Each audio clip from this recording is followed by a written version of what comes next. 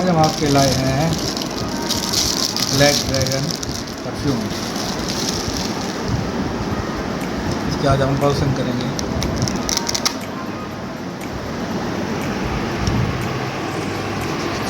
اس میں دینے کے لیے خوبصورت سی بوٹل. اس پہ ڈریگن بھی کا ٹیٹو بھی لگا ہوا ہے, لوگو وغیرہ, پلاسٹک کا کیپ. آج آپ اس کے ریویو کی بات کریں گے.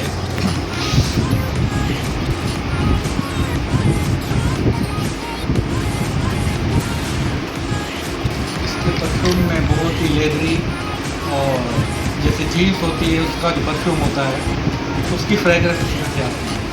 اور یہ میرا آج تک کے پرفیوم کا بہت فیوریٹ پرفیوم ہے.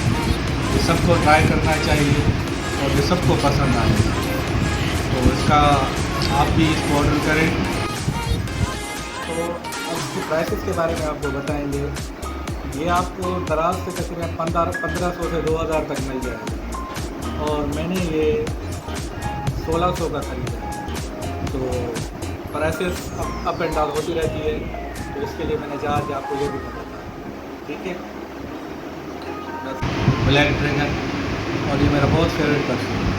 لائک اور شیئر اور سبسکرائب کرنا.